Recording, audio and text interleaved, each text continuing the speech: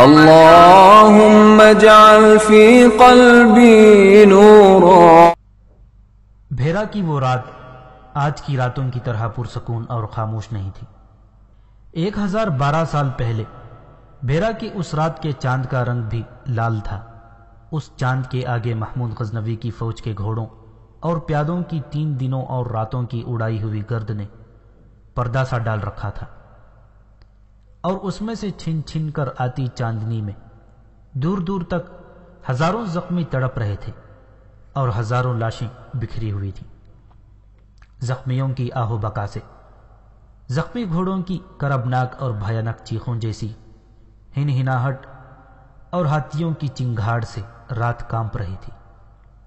میلوں وسیع میدان میں جیسے لہو کا موسلا دھار مہ برس گیا تھا۔ آج وہاں خون کا نشان تک نہیں رہا۔ جن شہیدوں کو وہاں دفن کیا گیا تھا ان کی ہڈیاں کبھی کی بھیرا کی خاک میں مل گئی، اور اس خاک میں سے پاکستان کا خمیر اٹھا ہے۔ یہ سرزمین اللہ کے ان سپاہیوں کے لہو سے دھلی ہوئی ہے جو یہاں کے رہنے والے نہیں تھے۔ وہ بہت دور سے آئے تھے۔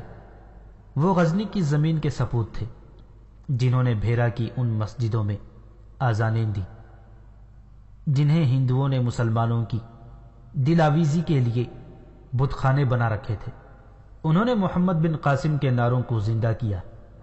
زخمی مجاہدین کراہتے تھے تو یہی گمان ہوتا تھا کہ ان کے سینوں سے اللہ اکبر کے نعرے امڑ رہے ہوں، اور جب کسی زخمی مجاہد کے جسد خاک سے روح نکلنے لگتی تھی تو وہ اپنے عزیزوں کا نہیں اللہ کا نام لیتا تھا۔ لا ریب وہ ایمان والے تھے، وہ جذبہ اسلام سے سرشار تھے۔ وہ تراشے ہوئے ان پتھروں کو ضرب کلیمی سے توڑنے آئے تھے جنہیں گنگا جمنا کے پجاریوں نے خدا بنا رکھا تھا۔ وہ اسلام کے ان بیٹیوں کی عصمت کی پاسبانی کے لیے آئے تھے جنہیں ہند کے راجاؤں نے اور رعایا نے اپنی لونڈیاں سمجھ رکھا تھا۔ 1012 سال پہلے کی اس رات اسلام کی آبرو کے پاسبانوں کے جسموں سے لہو نکل گیا تھا، اور جو زندہ سلامت تھے وہ لاشوں کو اور زخمیوں کو مشعلوں کی روشنی میں پہچان اور اٹھا رہے تھے۔ دور دور تک پھیکی پھیکی بجھی بجھی چاندنی میں مشعلوں کے شعلے تیر رہے تھے۔ دونوں فوجوں کے زخمیوں کی آہو بکا، زخمی گھوڑوں اور ہاتھیوں کی قیامت خیز شور و غل میں ایک نسوانی آواز سنائی دے رہی تھی۔ قاسم، قاسم کہاں ہو؟ زندہ ہو تو بولو، مجھے آواز دو۔ اور شعلوں کی کہکشاں میں ایک مشعل بےتابی سے ادھر ادھر بھاگ دوڑ رہی تھی۔ کہیں کہیں رکتی تھی، اس کا شعلہ نیچے کو ہوتا تھا، مایوسی سے اوپر اٹھتا تھا، اور بے قراری سے موت کے میدان میں بھاگتا دوڑتا نظر آتا تھا۔ قاسم بن عمر موت کے اسی میدان میں کہیں زخمی پڑا تھا۔ اس کا سارا جسم چھوٹے بڑے زخموں سے کٹا پڑا تھا۔ اسے دور کی ایک آواز قاسم قاسم کبھی کبھی سنائی دیتی تھی، اور اسے یہ آواز لہو اور گرد سے بوجھل فضا میں تیرتی محسوس ہوتی تھی۔ کبھی وہ اس آواز کو اگلے جہان کی آواز سمجھ لیتا اور سکون کا سانس لیتا تھا کہ وہ اپنے باپ کے گناہ کا کفارہ ادا کر کے اور اپنا فرض پورا کر کے خدا کے حضور آیا ہے، اور اسے فرشتے پکار رہے ہیں۔ پھر اسے یہ آوازیں اپنی ماں کی محسوس ہونے لگی۔ اسے یاد آ گیا کہ اس کے باپ نے سلطان سے غداری کی اور کامیاب ہونے سے پہلے ہی پکڑا گیا تھا، اور اس نے اپنی تلوار اپنے پیٹ میں گھونپ کر خودکشی کر لی تھی۔ قاسم بن عمر کا زخمی جسم جیسے بیدار ہو گیا ہو۔ اسے ماں کے الفاظ یاد آنے لگے۔ ماں نے اسے اس کے باپ کے پیٹ سے نکالی ہوئی تلوار دے کر کہا تھا، میں تمہارے سینے میں دشمن کی تلوار اتری ہوئی دیکھنا چاہتی ہوں، لیکن اس سے پہلے تم اس تلوار سے اپنے جیسے 100 دشمنوں کو کاٹو گے۔ قاسم بن عمر کو یہ بھی یاد آیا کہ اس نے یہ تلوار جس سے اس کے باپ نے خودکشی کی تھی اپنی ماں کی طرف پھینک کر کہا تھا، یہ تلوار مجھے نہ دو ماں، اس پر جو خون لگا ہوا ہے اس میں شراب کی ملاوٹ ہے، یہ تلوار ناپاک ہو چکی ہے۔ اور وہ جب اپنی فوج کے ساتھ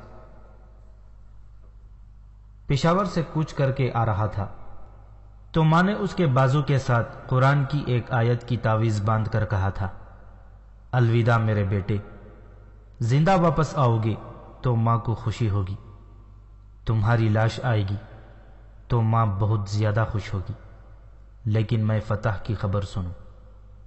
اسے یہ بھی یاد آیا کہ اس کی ماں نے اس کے سپہ سالار ابو عبداللہ محمد الطلائی سے کہا تھا کہ میں اپنے اس اکلوتے بیٹے کو خدا کی راہ میں قربان کر کے اس کے باپ کے گناہ کا کفارہ ادا کرنا چاہتی ہوں۔ قاسم بن عمر کے جسم سے خون نکلتا جا رہا تھا، وہ خون سے تر زمین پر نہیں شہادت کی گود میں پڑا ہوا تھا۔ جوں جوں یادیں آوازیں بن کر اس کے ذہن کے پردوں سے ٹکراتی رہتی تھی، اس کا دماغ بیدار ہوتا جا رہا تھا اور یہ سوال اسے پریشان کرتا جا رہا تھا، کیا ہم نے فتح حاصل کر لی ہے؟ کیا میں نے باپ کے گناہ کا کفارہ ادا کر دیا ہے؟ اور پھر بہت سے سوال اس کے ذہن میں رینگنے لگے۔ سلطان محمود کہاں ہے؟ سالار ابو عبداللہ کہاں ہے؟ میرے جانباز جیش کے مجاہدین کہاں ہیں؟ وہ سب پکڑے تو نہیں گئے، مارے تو نہیں گئے، سلطان پسپا تو نہیں ہو گیا، بھیرا کا قلعہ سر ہوا تھا یا نہیں؟ میری خون آلود تلوار میری ماں تک کون پہنچائے گا؟ کون اسے بتائے گا کہ تیرے بیٹے نے اس تلوار سے اپنے آپ کو نہیں سینکڑوں کفار کو ہلاک کیا ہے؟ قاسم بن عمر کو ابھی معلوم نہیں تھا کہ فتح حاصل کی جا چکی ہے، اور سلطان محمود اس وقت بھیرا میں بجی رائے کے محل میں بیٹھا سالاروں اور کمانڈروں سے رپورٹیں لے رہا ہے اور احکام دے رہا ہے، اور بجی رائے اپنی تلوار سے اپنے آپ کو ہلاک کر چکا ہے۔ قاسم بن عمر نے اٹھنے کی کوشش کی، بڑی مشکل سے اس کوشش میں کامیاب ہوا۔ اس نے ہر سو دیکھا، اسے بے شمار مشلیں گھومتی پھرتی نظر آئیں، چاندنی جو بجھی بجھی تھی بالکل ہی پھیکی پڑ گئی۔ اسے پھر نسوانی آواز سنائی دی، قاسم، قاسم کہاں ہو؟ آواز دور تھی، اسے ایک مردانہ آواز سنائی دی، یہ لڑکی کسے ڈھونڈ رہی ہے؟ کوئی اس کے ساتھ ہو جاؤ، اسے یہاں سے لے جاؤ۔ قاسم بن عمر کی لاش تلاش کر رہی ہے، اسے کہو ہم زخمیوں اور لاشوں کو اٹھا رہے ہیں، دیکھو یہ کون ہے؟ یہ لوگ غزنی کی زبان میں بول رہے تھے۔ قاسم بن عمر نے بلند آواز سے انہیں بتانا چاہا کہ وہ یہاں ہے، مگر اس کی آواز اسے خود بھی نہ سنائی دی۔ نقاہت زیادہ تھی اور جنگ کے بعد کا بھیانک شور و غوغا بڑھتا جا رہا تھا۔ مشلیں دور تو نہیں تھی، لیکن اس کے لیے کوسوں دور تھیں، کیونکہ وہ چل نہیں سکتا تھا۔ وہ 2-3 قدم ہی چلا ہوگا کہ ایک لاش سے ٹھوکر کھا کر منہ کے بل گرا۔ اس نے پھر اٹھنے کی کوشش کی، مگر بڑی مشکل سے بیٹھ سکا۔ اسے سسکی کی طرح آواز سنائی دی، پانی۔ اس نے دیکھا کہ اس کے سامنے ایک زخمی پڑا تھا۔ اس نے آب نہیں کہا بلکہ پانی کہا تھا۔ قاسم سمجھ گیا کہ ہندوستانی سپاہی ہے۔ قاسم کی ماں ہندوستانی تھی، اس لیے وہ اس ملک کی زبان سمجھتا تھا۔ اس ہندوستانی نے اس سے پانی مانگا تو قاسم بن عمر کو پیاس کا احساس ہونے لگا۔ اسے کچھ یاد نہیں تھا کہ اس نے کب پانی پیا تھا۔ اس کے ذہن میں ماں غالب تھی اور فتح۔ وہ ہراول میں رہا، اس کے جیش نے چھاپا مار لڑائی بھی لڑی، اور جب سلطان محمود غزنوی نے اپنی قیادت میں بجی رائے پر آخری حملہ کیا تو قاسم بن عمر اس حملے میں بھی شامل تھا۔ وہ سلطان ہی کی طرح بھوک اور پیاس سے بے نیاز تھا۔ اس کی فوج ختم ہو رہی تھی اور پلہ ہندوستانیوں کا بھاری تھا۔ فتح دور ہٹتی جا رہی تھی۔ تم کون ہو؟ اسے آواز سنائی دی، بھگوان کے نام پر میرے منہ میں پانی کے 2 قطرے ڈال دو۔ اور سپاہی کی سسکیاں نکلنے لگی۔ یہ شدید درد کی سسکیاں تھیں۔ بھگوان کا نام سن کر قاسم بن عمر کو آگ لگ گئی۔ اس نے تلوار نکالنی چاہی تو نیام خالی تھی، تلوار کہیں گر پڑی تھی۔ اس نے خنجر نکال لیا۔ عین اس وقت اسے زخمی سپاہی کی درد سے کراہتی ہوئی آواز سنائی دی، تم شاید مسلمان ہو؟ ہاں میں مسلمان ہوں، قاسم بن عمر نے خنجر نیام میں ڈالتے ہوئے کہا۔ مسلمان اپنے دشمن کو پیاسا نہیں مارا کرتا، اور بھگوان تمہیں پانی پلانے نہیں آئے گا، مگر میرے پاس پانی نہیں ہے، میں تمہیں پیاسا نہیں مرنے دوں گا، ذرا انتظار کرو، میرے آنے تک زندہ رہنا۔ وہ اٹھا اور چلا، مگر ٹانگیں لڑکھڑانے لگی۔ بیٹھ کر پاؤں پر سرکتا قریب ایک لاش کے پاس پہنچا۔ لاش کے ساتھ پانی کی چھوٹی سی چھاگل بندھی ہوئی تھی۔ اس نے چھاگل کھولی اور سرکتا ہوا زخمی ہندوستانی کے پاس گیا۔ بولا، منہ کھولو۔ تم مسلمان ہو؟ ہندوستانی نے پوچھا۔ ہاں میں مسلمان ہوں۔ پھر رہنے دو، ہندوستانی سپاہی نے کہا، میں پانی نہیں پیوں گا۔ اتنی نفرت؟ قاسم بن عمر نے سوچا، ہندو مسلمانوں کو اتنا ناپاک سمجھتے ہیں کہ مر جانا قبول کر لیتے ہیں، مگر مسلمان کے ہاتھ کا پانی نہیں پیتے۔ پھر اپنے بھگوان کو آواز دو، قاسم نے کہا، اگر تم بھگوان کی خاطر لڑے تھے تو انتظار کرو، شاید تمہیں پانی پلانے آ جائے۔ میں خدا کے نام پر لڑتا رہا ہوں، میرا جسم قیمہ بن گیا ہے، لیکن مجھے پیاس نہیں لگی، خدا نے میری روح کو تربتر کر رکھا ہے۔ ہندو نے آہستہ آہستہ ہاتھ بڑھایا اور چھاگل اپنی طرف گھسیٹ لی۔ قاسم نے چھاگل اٹھا کر اس کے منہ سے لگا دی۔ ہندو آدھی چھاگل پانی پی گیا۔ جنگ کا فیصلہ کیا ہوا ہے؟ قاسم بن عمر نے پوچھا۔ تم کچھ جانتے ہو؟ میں معمولی سا سپاہی نہیں، ہندوستانی نے جواب دیا۔ 200 سپاہی میری کمان میں ہوتے ہیں، میں راجا کے مرنے کے بعد زخمی ہوا تھا۔ ہمارا سلطان کہاں ہے؟ شہر کے اندر ہوگا، ہندوستانی نے جواب دیا۔ اور سنو، تم نے مجھے پانی پلایا ہے، میں مر رہا ہوں، تمہیں ایک بات بتا دوں، ہمیشہ یاد رکھنا، میری قوم پر کبھی بھروسہ نہ کرنا۔ یہ ہمارا دھرم ہے کہ مسلمان کو ختم کرنا ہے۔ ہم یہاں کے مسلمانوں کو پریشان بھی کرتے ہیں، اور ان میں سے کئی ایک کو اپنا دوست بھی بنا لیا ہے۔ ہمیں پنڈتوں نے بتایا ہے کہ مسلمانوں کے ساتھ تمہاری جنگ مذہب کی جنگ ہے، جو اسلام کے خاتمے تک لڑی جائے گی۔ یہ جنگ ہمارے مرنے کے بعد بھی لڑی جاتی رہے گی۔ قاسم بن عمر بیدار ہوتا جا رہا تھا اور ہندوستانی کی آواز دبتی جا رہی تھی، اور پھر اس کی آواز بالکل خاموش ہو گئی۔ اس کے جسم سے خون کا آخری قطرہ بھی نکل گیا تھا۔ سلطان محمود غزنوی جب بھیرا شہر میں فاتح بن کر داخل ہوا تھا تو شہر کے مسلمان مرد اور عورتیں اور بچے باہر نکل آئے تھے۔ وہ خوشی سے چیخ اور چلا رہے تھے۔ بعض سلطان کے گھوڑے کے آگے لیٹ جاتے تھے۔ سلطان پر رقت طاری ہو گئی تھی۔ اس نے اس خطے کے مسلمانوں کو غلامی سے آزاد کرایا تھا، لیکن اس کی توجہ کسی اور طرف ہو گئی۔ شہر کے ہندو اپنے بال بچوں کو ساتھ لیے، سروں پر گٹھریاں اور بکس اٹھائے شہر سے جا رہے تھے۔ عورتیں اور بچے رو رہے تھے۔ روک لو انہیں، سلطان نے حکم دیا۔ سورج غروب ہو رہا ہے، یہ کہاں جائیں گے؟ ہم کسی کو اجاڑنے نہیں آئے، ہم شہر کو لوٹ نہیں رہے، آگ نہیں لگا رہے۔ روک لو انہیں اور انہیں کہو کہ میدان جنگ سے اپنی فوج کے زخمیوں کو اٹھا کر ان خیموں تک پہنچائیں جن میں زخمیوں کی مرہم پٹی ہو رہی ہے۔ ہمارے پاس اس کام کے لیے اتنے آدمی نہیں، جو ہیں وہ اپنے زخمیوں اور لاشوں کو اٹھا رہے ہوں گے۔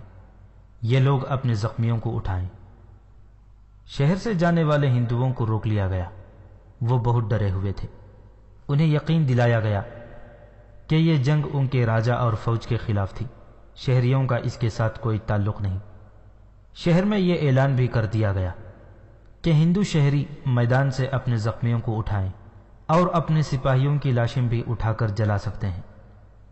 یہ اعلان مسلمانوں نے بھی سنا۔ وہ سلطان کی فوج کے زخمیوں کو اٹھانے انہیں پانی پلانے اور ان کی مرہم پٹی کرانے کے لیے شہر سے نکل گئے۔ ان کے ہاتھوں میں مشلیں تھیں۔ رات گہری ہو گئی تھی۔ ان کی عورتیں بھی میدان میں چلی گئیں۔ اس اعلان کے بعد شہر کے بڑے پنڈت نے اپنے چیلوں کے ذریعے شہر کے بہت سے ہندوؤں کو مندر میں بلایا۔ یہ لوگ جب مندر میں گئے تو مندر کی گھنٹیاں خاموش تھیں، شنکھ خاموش تھے، بت اور مورتیاں اداس تھیں۔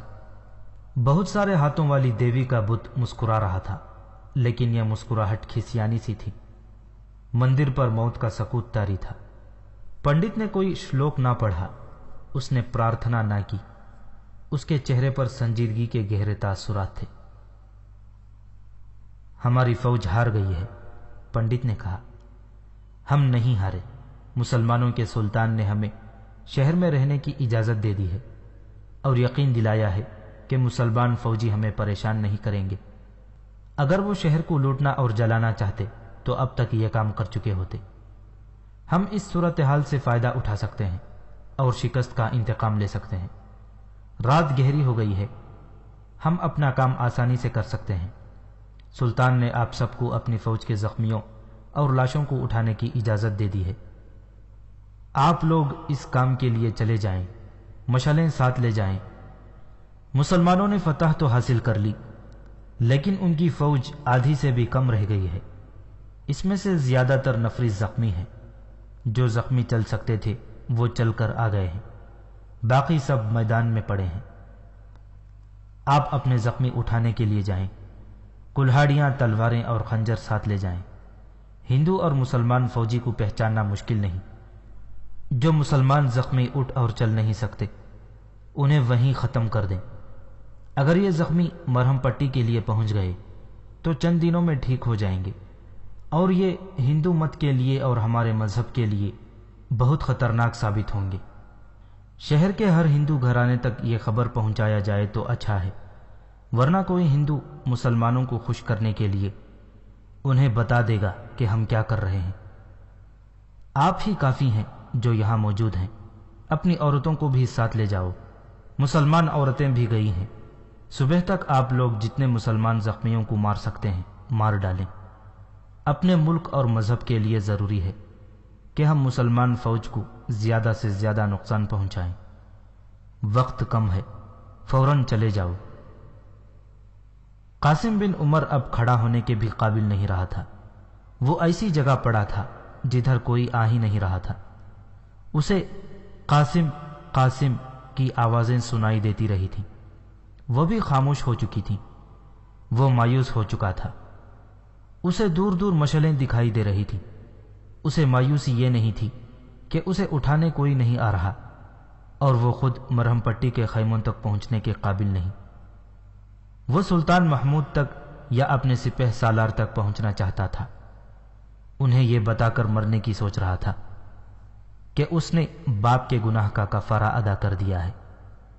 اس پر نیم غشی کی کیفیت طاری ہونے لگی تو اسے دو مشعلوں کے بڑے بڑے شعلے اپنی طرف آتے نظر آئے۔ وہ اٹھ بیٹھا اور اس کا انتظار کرنے لگا۔ اس نے اپنے آپ کو ہوش میں رکھنے کی کوشش کی۔ یہ اس کی اپنی فوج کے آدمی ہو سکتے تھے۔ اسے نسوانی پکار ایک بار پھر سنائی دی، قاسم قاسم، زندہ ہو تو بولو۔ وہ بول نہ سکا۔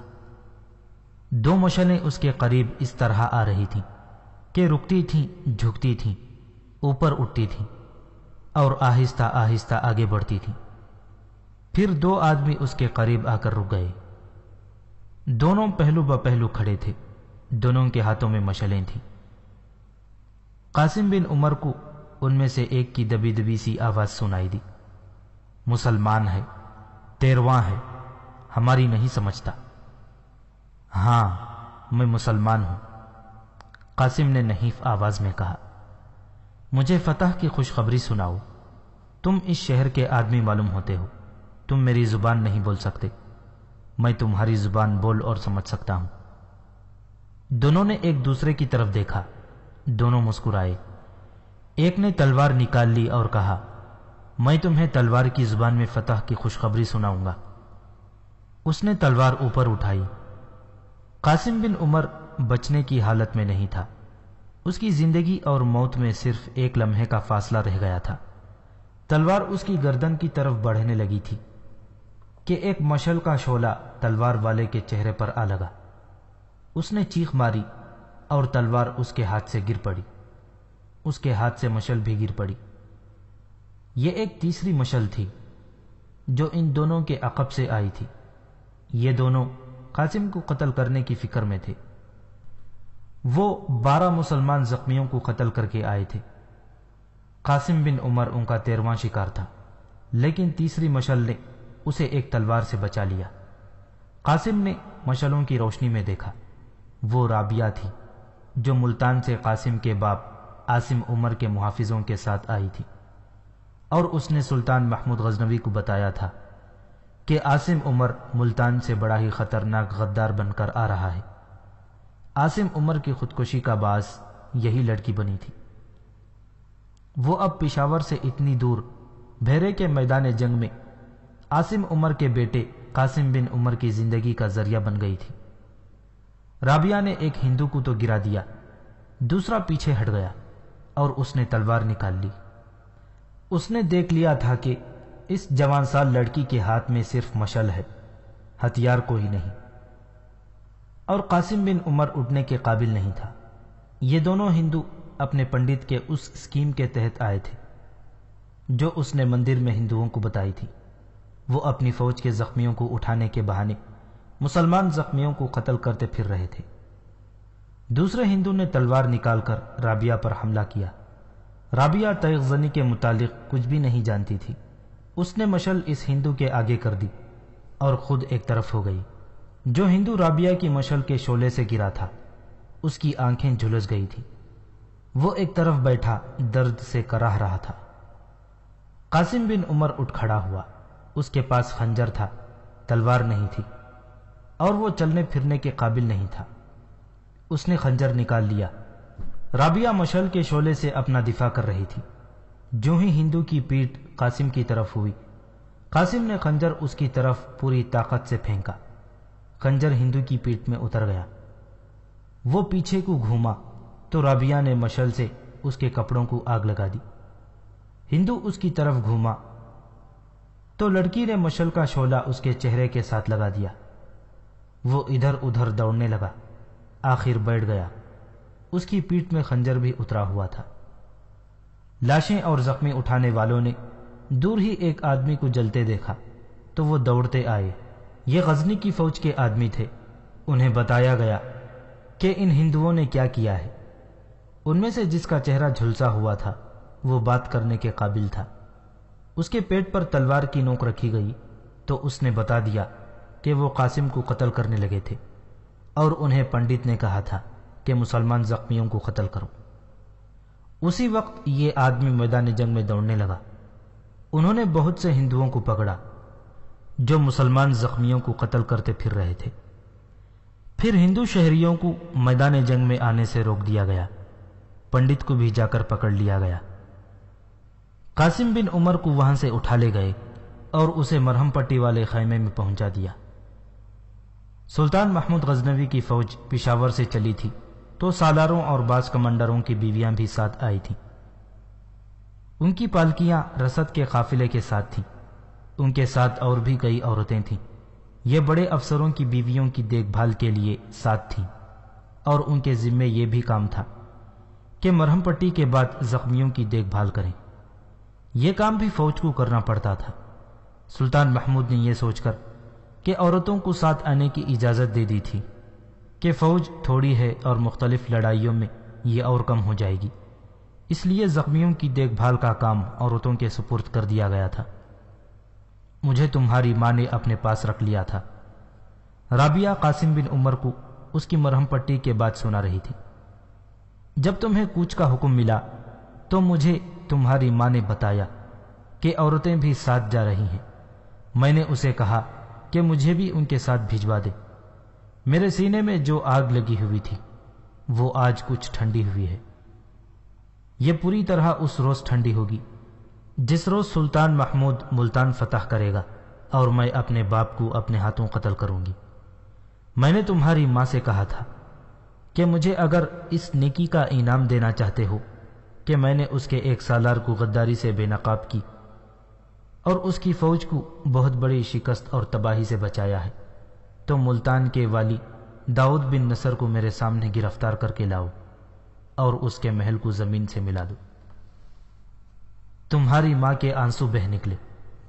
اس نے کہا کہ جانا تو میں بھی چاہتی ہوں، لیکن کہتے ہیں کہ بیویاں جا سکتی ہیں، کسی کی ماں ساتھ نہیں جا سکتی۔ وہ بہت روئی تھی۔ اس نے معلوم نہیں کس کے ساتھ بات کر کے مجھے ان عورتوں کے ساتھ جانے کی اجازت دے دی جو فوج کے ساتھ آئی ہیں۔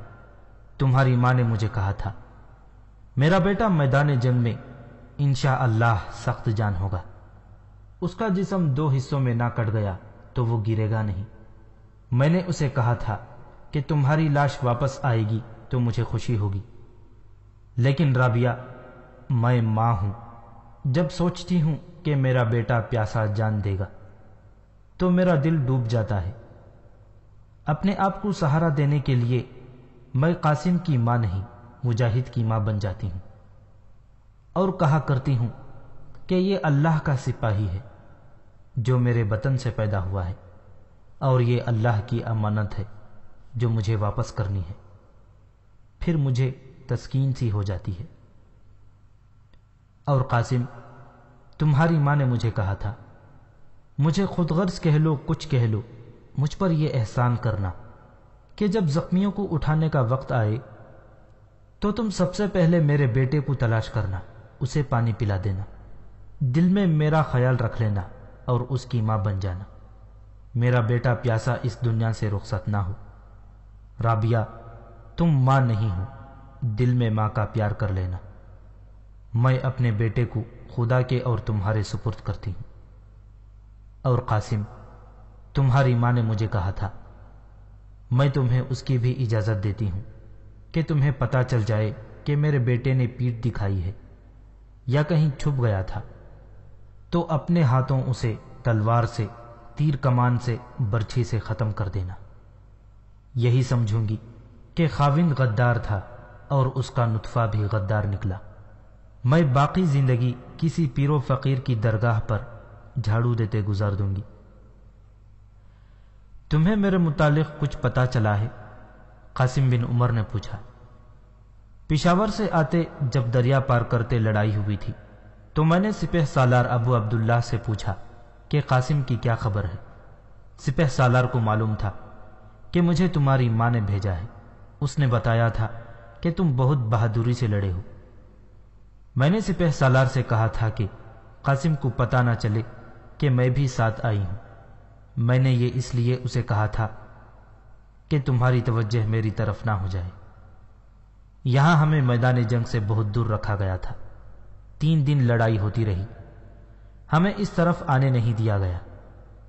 ہم سب اپنی فوج کے لیے دعائیں کرتی رہیں اور ہمیں یہ خبریں ملتی رہیں، اور ایک روز تو کسی نے یہ بھی کہہ دیا کہ اپنی فوج کو شاید پسپا ہونا پڑے۔ تمہارے متعلق مجھے بتانے والا کوئی نہیں ملتا تھا۔ تمام عورتیں لڑنے کے لیے تیار ہو گئی تھیں۔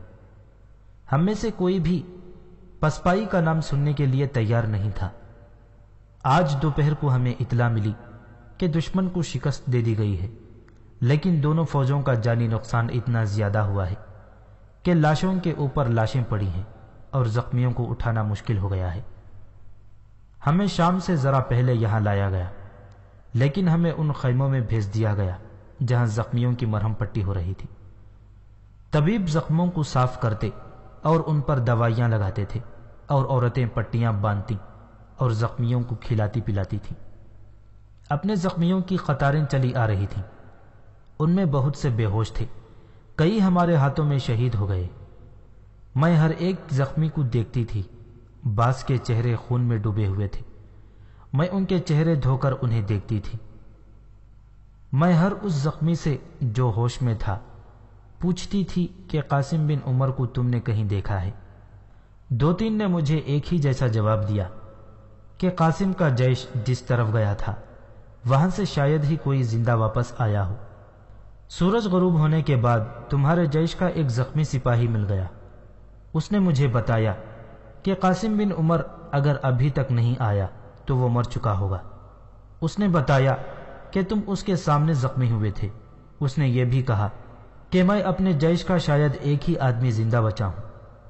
تمہارے متعلق اس نے کہا، قاسم بن عمر ہمارا کمانڈر تھا، صاف دکھائی دے رہا تھا کہ ہندوستانی ہمیں بھگا کر ہی دم لیں گے۔ جب آخری حملے کا حکم ملا تو ہمارے جیش کو دشمن پر اس جگہ حملہ کرنے کو بھیجا گیا جہاں بھیرا کے راجا کا جھنڈا تھا۔ سپہ سالار ابو عبداللہ نے اسے کہا تھا کہ قاسم ہندوؤں کا جھنڈا گرا دو تو جو انعام مانگو گے دوں گا۔ سپہ سالار نے ہمیں خدا حافظ کہا تھا۔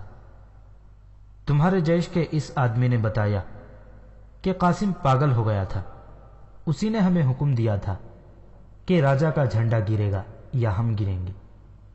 ہم ہندوؤں کے دل میں اتر گئے تھے، جھنڈا گرا لیا گیا، مگر ہم سے کوئی ایک بھی اپنے گھوڑے کی پیٹھ پر نہ رہ سکا اور کوئی اپنے پاؤں پر کھڑا ہونے کے قابل نہ رہا۔